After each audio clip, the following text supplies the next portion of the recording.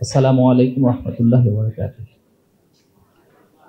সম্মানিত উপস্থিতি, আমরা এই প্রজন্ম এবং সকলেই ফিরাউন এবং নমরুদের ইতিহাস কোরআন থেকে, বিভিন্ন ইতিহাসের বই থেকে পড়েছি। আমরা কিছুটা উপলব্ধি করার চেষ্টা করতাম যে ফিরাউন নমরুদরা কতটা কঠোর ছিল, কতটা কঠিন ছিল, কতটা নির্মম ছিল। পৃথিবীর ইতিহাসে যুগে যুগে অনেক গণহত্যা, নারকীয় হত্যাকাণ্ড, নির্মমতার, নিষ্ঠুরতার ইতিহাস আমরা পড়েছি, জেনেছি। কিন্তু আমরা আমাদের এই বয়সে, আমাদের এই প্রজন্মের মধ্য দিয়ে আমরা দেখেছি যে খুনি হাসিনা কতটা নির্মম হতে পারে, কতটা নিষ্ঠুর হতে পারে।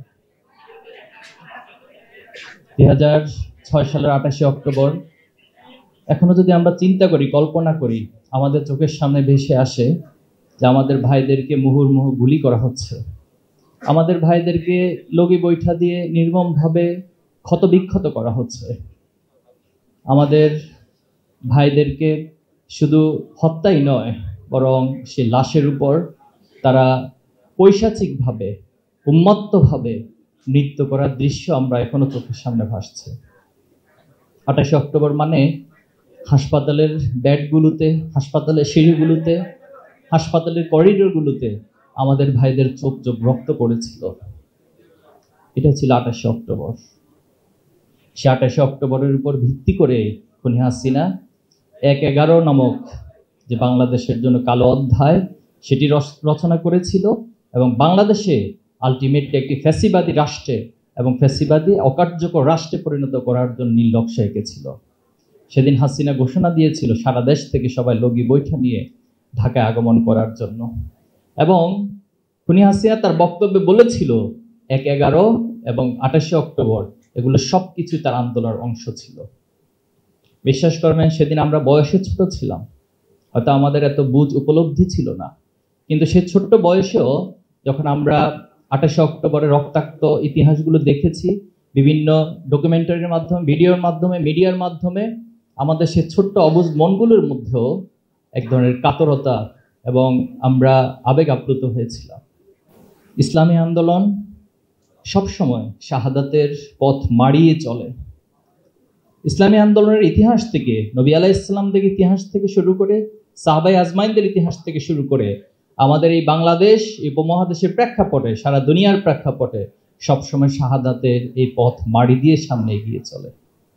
আজকে ইসলামী ছাত্র শিবির যে জায়গায় এসে দাঁড়িয়েছে, এটি হঠাৎ করে আসমান থেকে নাজিল হওয়া কোনো বিষয় নয়, বরং আমাদের প্রতিটি শহীদের রক্ত, আমাদের সে রক্তের যে স্পৃহা, যে প্রেরণা, সেই প্রেরণার উপরে ভিত্তি করে আল্লাহ রাব্বুল আলামিনের একান্ত মেহেরবানিতে আজকে আমরা এখানে এসে দাঁড়াতে পেরেছি। আজকে এখানে ঢোকার পরেও আমি সহ নিঃসন্দেহে এখানে যারা আছেন সবার ভিতরে এই উপলব্ধি হচ্ছে সব দিকে লাল ছোপ লেগে আছে। আমাদের যেখানে বসেছে সেখানেও লাল, আমাদের উপরেও লাল, 4-5টা লাল হয়ে আছে। এটাই গত 16 বছর, 28শে অক্টোবর থেকে শুরু করে গত 16 বছরে ফ্যাসিবাদী হাসিনার এই বাংলাদেশটা এমন লালে হয়েছিল, এখনো পর্যন্ত সেভাবে লাল হয়ে আছে। ইসলামী ছাত্র শিবির তার প্রতিষ্ঠা লগ্ন থেকে এখন পর্যন্ত, জুলাই এবং আগস্টের আগে পর্যন্ত আমাদের 234 জনকে জীবন দিয়েছেন। ছাত্র শিবির 77 সালের প্রতিষ্ঠার মাত্র 4 বছর অতিক্রান্ত হওয়ার মধ্যেই রাজশাহী বিশ্ববিদ্যালয়ে নারকীয়ভাবে আমাদের 4 জন ভাইকে হত্যা করেছিল। আমাদের ভাইদেরকে ইটের উপর মাথা রেখে আরেকটি ইট দিয়ে থেতলিয়ে দেওয়া হয়। তাদের অপরাধ কি? তাদের অপরাধ হচ্ছে তারা এই জমিনে আল্লাহর দ্বীনকে প্রতিষ্ঠা করতে চায়। তাদের অপরাধ কি? তাদের অপরাধ হচ্ছে তারা আল্লাহর উপর ঈমান এনেছে। তারা কেন আল্লাহর উপর ঈমান এনেছে?